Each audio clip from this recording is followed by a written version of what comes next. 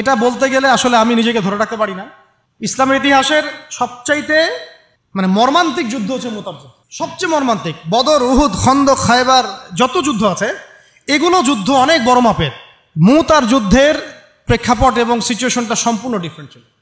এখানে আপনাদেরকে আমি 3 জন শ্রেষ্ঠ বীরের মহাকাব্য শোনাচ্ছি। কয়জন? 3 জন শ্রেষ্ঠ বীর পুরুষের মহাকাব্য। নবী সাল্লাল্লাহু আলাইহি ওয়াসাল্লাম একজন সাহাবীকে পাঠালেন, তার নাম হচ্ছে হারিস বিন উবাইদা। কি নাম বলেন? হারিস বিন উবাইদা, তুমি এই চিঠিটা নিয়ে যাও।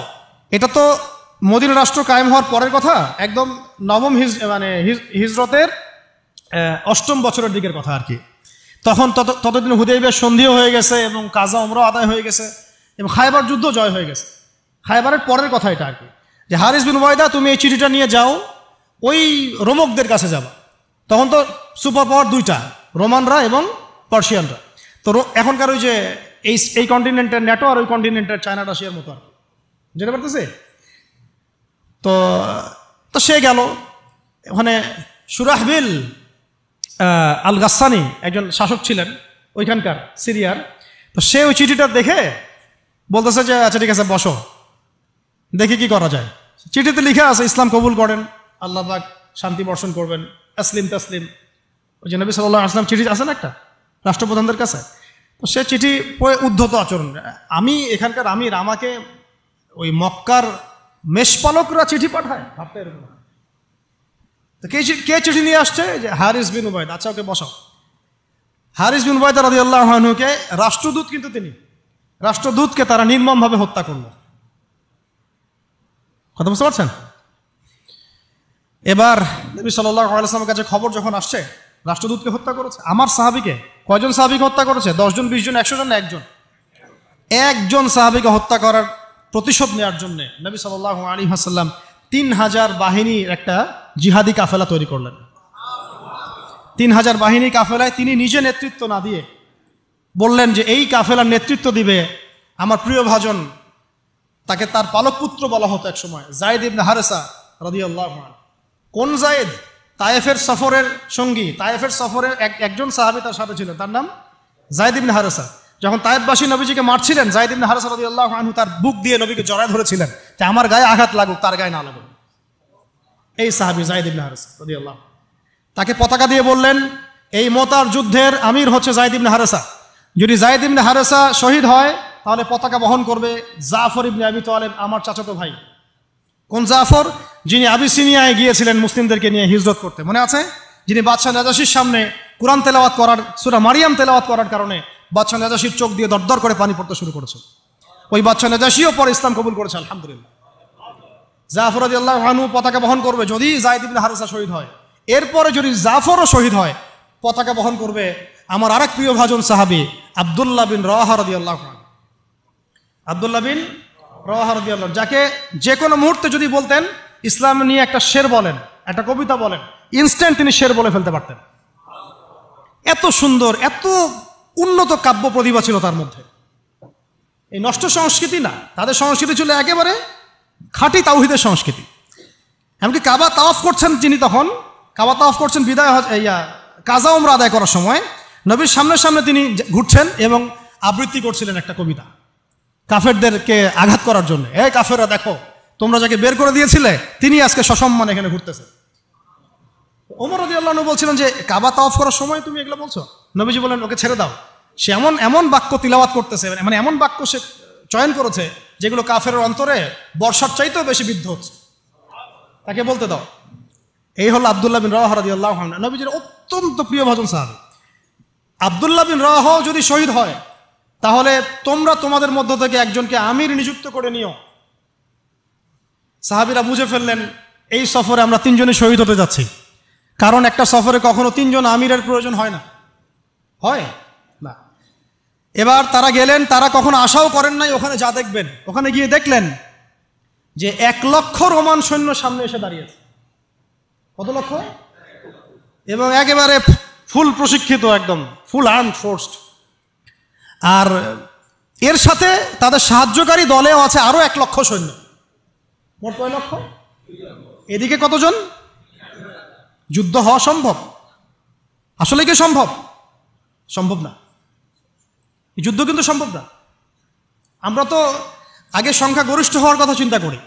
কোন যুদ্ধে ইসলাম সংখ্যাগরিষ্ঠতা দিয়ে জিতে নাই। ইসলাম জিতেছে ঈমানের বদৌলতে, শুধু ঈমানের বদৌলতে। আমরা সংখ্যা দিয়ে কখনো বিজয় লাভ করতে পারি নাই। এখন এবার সাহাবীরা মাশওয়ারা করতেছেন রাত্রেবেলা, আমরা কি করব? কালকে যুদ্ধ করব, নাকি মদিনায় ফিরে যাব, নাকি রাসূলকে খবর পাঠাবো, নাকি কোনো বিকল্প ফোর্স নিয়ে আসার ব্যবস্থা করব, কি করব? তখন সাহাবী, ওই যে বললাম আব্দুল্লাহ বিন রাওয়াহা রাদিয়াল্লাহু আনহু দাঁড়ালেন। তরুণ সাহাবী, আপনাদেরকে বলতেছে, তরুণ সাহাবী দাঁড়িয়ে বলছেন যে, হে আমার ভাইয়েরা, আমরা এখানে কি জন্য এসেছি? হয় আমরা এই যুদ্ধ করব, শহীদ হব, না হলে আমরা গাজী হব। আর আপনারা যে বিষয়টাকে ভয় করছেন, আসলে কিন্তু আমরা সেটা পাওয়ার জন্যই এসেছি, তার নাম শাহাদা। আপনারা যেটাকে ভয় করছেন যে আমরা এখানে গেলে মারা যাব, ওটার জন্যই তো আমরা এত দূরে এসেছি। আমরা গাজী হই অথবা শহীদই হই, আমাদের জন্য আজর আল্লাহর কাছে লেখা থাকবে। তো তার এই মানে এমন ঈমানদীপ্ত ছিল ভাষণটা, আমি তো ওটা বলতে পারলাম না, আরবিতে তিনি বলেছেন। এতে মানে উৎফুল্ল হয়ে বা ইন্সপায়ার্ড হয়ে সাহাবীরা আর দ্বিতীয়বার ভাবলেন না, ঠিক আছে কালকে যুদ্ধ হবে। এবার পরের দিন যুদ্ধ শুরু হল। এটা কি সম্ভব যুদ্ধ? প্রথমে যায়েদ ইবনে হারেসা রাদিয়াল্লাহু আনহু পতাকা নিয়ে ঘোড়া ছুটায় আগায় যাচ্ছেন, এবং একটা আঘাতও পিছন থেকে করার সাহস হচ্ছে না তাদের, সব আঘাত তারা সামন থেকে করছেন। এক পর্যায়ে যায়েদ রাদিয়াল্লাহু আনহুর এই মানে গায়ের মধ্যে তারা বর্ষা নিক্ষেপ করে। বর্ষা তো আগেকার বড় বড় বল্লম বর্ষা ছিল, এবং একটা বর্ষা তার গায়ে যখন লাগে তিনি পড়ে যান, এবং এই অবস্থা আস্তে আস্তে তার শাহাদত হয়। পতাকা পড়তে দেন নাই, পতাকা নিয়ে নিয়েছেন জাফর ইবনে আবি তালিব রাদিয়াল্লাহু আনহু হাতে, এবং জাফর রাদিয়াল্লাহু আনহু যুদ্ধ করতে থাকেন, এত বীর বিক্রমে যুদ্ধ করতে থাকেন যে এক পর্যায়ে তিনি তার নিজের কালো এবং লাল ডোরাকাটা ঘোড়া ছিল, সেই ঘোড়ার পা নিজেই কেটে ফেলেন, যে আমার যেন পালিয়ে যাওয়ার মন না উঠে কখনো ঘোড়া চলে, তারা যেন আমার ঘোড়া ইউজ করতে না পারে। সাহাবীরা বলছেন তার শাহাদাতের পরে তার বডির মধ্যে আমরা এরকম 50টা থেকে 60টা এরকম আঘাতের দাগ দেখেছি। একটাও দেহের পিছনে ছিল না, সব সামনে ছিল। যুদ্ধ করতে করতে এক পর্যায়ে তার ডান হাতটা কেটে পড়ে যায়। এরপরে তিনি বাম হাতে পতাকা উঠায় নেন, কাফেররা বাম হাতটাও কেটে ফেলে। এরপরে তিনি বুকের সাথে পতাকাটাকে এইভাবে জড়িয়ে রাখেন, বুকের সাথে পতাকাটাকে এইভাবে জড়িয়ে রাখেন, পতাকা পড়তে দেন নাই। একজন রোমান সৈন্য তাকে আঘাত করে এবং তার দেহটা দ্বিখণ্ডিত হয়ে যায়। এই খবর নবী সাল্লাল্লাহু আলাইহি ওয়াসাল্লাম ওই মদিনায় বসে বসেই পাচ্ছিলেন। তিনি বললেন, এই মাত্র যায়েদ শহীদ হলো, এই মাত্র জাফর শহীদ হলো। একটু তিনি কান্নার ভাব চলে আসলো। একটু পরে নবীজি হেসে দিলেন। সাহাবীরা বলছেন, আপনি হাসছেন কেন ইয়া রাসূলুল্লাহ?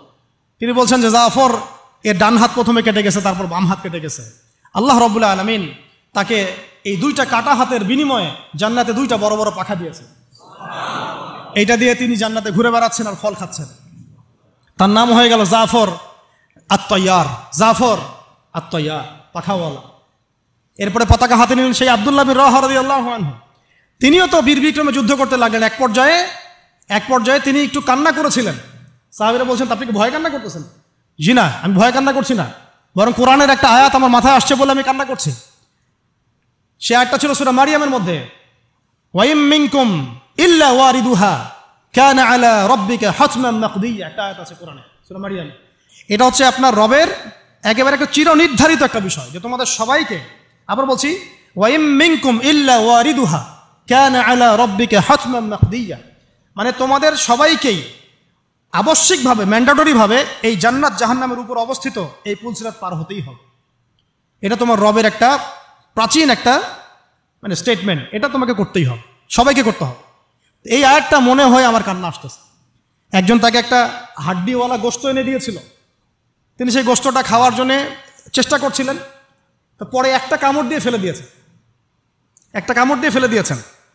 তারপরে তিনি ছুটলেন যুদ্ধ করার জন্যে, এবং ওই সময় একটা কবিতা আবৃত্তি করেছেন, হে আমার মন, তোমার নফস হয়তো চাচ্ছে, তুমি হয়তো চাচ্ছ এখান থেকে পালিয়ে যাওয়ার জন্য, জেনে রাখো সামনে তুমি যা দেখছো এর পিছনেই আছে জান্নাত। শেষমেশ কি জীবন দেখেন, কি ব্যক্তিত্ব, কি ক্যারেক্টার, কেমন গায়রত, কেমন ইজ্জত, কেমন সম্মান, কি জীবন। এরপরে তিনিও শহীদ হলেন, পতাকা হাতে তুলে নিলেন আল্লাহর বীর খালেদ বিন ওয়ালিদ রাদিয়াল্লাহু, তাকে পতাকা দেওয়া হলো। তিনি কিন্তু নতুন মুসলিম হয়েছেন। উহুদের যুদ্ধের যে ক্রাইসিস, এটা কিন্তু তার হাতে। কাজা উমরা আদায় করতে গিয়ে নবীজি চিঠি লিখে দিয়েছেন, ছোট্ট করে একজনের দ্বারা লিখিয়েছেন যে খালিদকে চিঠিটা পৌঁছে দিও। ওখানে লেখা আছে, খালিদ তুমি যদি কাফেরদের পক্ষ অবলম্বন না করে মুসলিমদের পক্ষ নিতা কতই না ভালো হবে। ঠিক আছে, এই একটা লিখা একটা চিঠি খালিদ রাদিয়াল্লাহু আনহু একবারে কলিজাটা কাঁপায় ফেলছে। তিনি মক্কা থেকে মদিনায় গিয়ে নিজে ইসলাম কবুল করে আসছেন এবং নবী সাল্লাল্লাহু আলাইহি ওয়াসাল্লাম তাকে কিন্তু আন্ডারস্টিমেট করেন নাই। তার হাতে উল্টা তরোয়াল উঠাই দিয়ে বলছেন যে আজকে থেকে এই তরোয়াল তোমার এবং তোমার নাম হচ্ছে সাইফুল্লাহ, তুমি আল্লাহর তরবারি। এরপর থেকে তিনি প্রায় 80-90টা যুদ্ধ করেছেন, সবগুলোতে জয়লাভ করেছেন মাশাআল্লাহ। ওই খালিদ রাদিয়াল্লাহু আনহু পতাকা তুলে নেন মোতার যুদ্ধে। তারপরে সিরাতের মধ্যে আসছে, তিনি বলছেন নিজের ভাষায় যে ওই দিন আমার হাতে 9টা তরোয়াল ভেঙে গেছে। যুদ্ধ করতে করতে করতে করতে ওই দিন আমার হাতে 9টা তরোয়াল ভেঙে গেছে। তিনি ছিলেন যুদ্ধ কৌশলে অত্যন্ত পারদর্শী, হুটে হাটে কোনো কাজ করতেন, অনেক পারদর্শী। তিনি ডানের সৈন্যকে বামে নিয়ে আসছেন, বামেরটাকে ডানে নিয়ে গেছেন, সামনেটাকে পিছনে নিয়ে আসছেন, পিছনেটাকে সামনে নিয়েছেন। বর্ষা যারা ছিল তাদেরকে পিছনে নিয়ে আসছেন, তীরন্দাজদেরকে সামনে দিয়েছেন, মানে ওদেরকে ভেবাচাকা খাওয়াই দিয়েছেন যে ওরা মনে করতেছে এরা মনে হয় অনেক, হ্যাঁ এরা মনে হয় আরো বিকল্প ফোর্স নিয়ে আসছে মনে হয়। তো ওরা আস্তে আস্তে পিছনের দিকে যাওয়া শুরু করতেছে, আর এদিকে মুসলিমরা একটু একটু করে সেফ জোনে আসার চেষ্টা করতেছে পিছনের দিকে। ওরা ভাবতেছে পিছনে সামনে যদি আগাই হয়তো পিছন থেকে ওরা আরো সৈন্য নিয়ে আসছে, আমাদেরকে আক্রমণ করবে। এই আল্লাহ পাক ভয় চাপাই দিলেন, এরা পালায় চলে গেল। 3000 সৈন্য নিয়ে 2 লক্ষ সৈন্যকে পরাজিত করা হয়েছে।